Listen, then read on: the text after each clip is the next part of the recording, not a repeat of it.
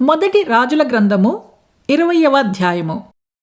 అప్పుడు ఆ మనుష్యులు సంగతి గ్రహించి అతని మనస్సు ఏలాగుననున్నదో అది నిశ్చయముగా గుర్తెరిగి ఆ మాటను బట్టి బెన్హదదు నీకు సహోదరుడే అని చెప్పగా అతడు మీరు వెళ్ళి అతనిని తోడుకుని రండెనెను. బెన్హదదు తన యొద్దకు రాగా అతడు తన రథము మీద అతనిని ఎక్కించుకొనెను. అంతట బెన్హదదు తమ తండ్రి చేతిలో నుండి నా తండ్రి తీసుకునిన పట్టణములను నేను మరలా అప్పగించెదను, మరియు నా తండ్రి షోమ్రోనులో వీధులను కట్టించుకునినట్లు దమస్కులో తమ కొరకు తమరు వీధులను కట్టించుకొనవచ్చును అని అతనితో చెప్పగా ఆహాబు ఈ ప్రకారముగా నీతో సంధి చేసి నిన్ను పంపివేయుదునని చెప్పి అతనితో సంధి చేసి అతని పోనిచ్చెను.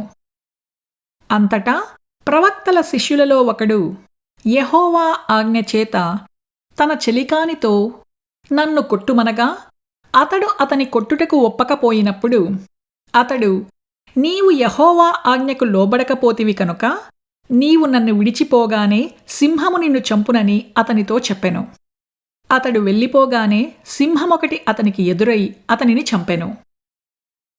తరువాత మరియొకడు అతనికి కనపడినప్పుడు అతడు నన్ను కొట్టుమనగా అతడు అతని కొట్టి గాయపరచెను. అప్పుడు ఆ ప్రవక్త పోయి కండ్ల మీద పాగా కట్టుకుని మారువేషము వేసుకుని మార్గమునందు రాజు యొక్క రాకకై కనిపెట్టుకునియుండి రాజు వచ్చుట చూచి బిగ్గరగా రాజుతో ఈలాగు మనవి చేసుకొనెను.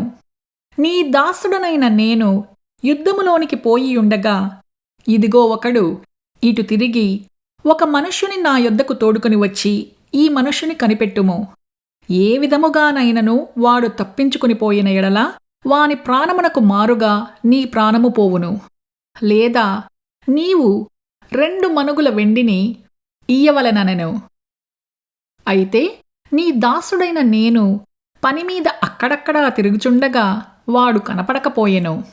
అప్పుడు ఇశ్రాయేలు రాజు నీకు నీవే తీర్పు తీర్చుకుంటివి కనుక నీవు చెప్పినట్టుగానే నీకు జరుగును అని అతనికి సెలవీయగా అతడు త్వరపడి తన కండ్ల మీది పాగా తీసివెయ్యగా చూచి అతడు ప్రవక్తలలో ఒకడని రాజు పోల్చెను.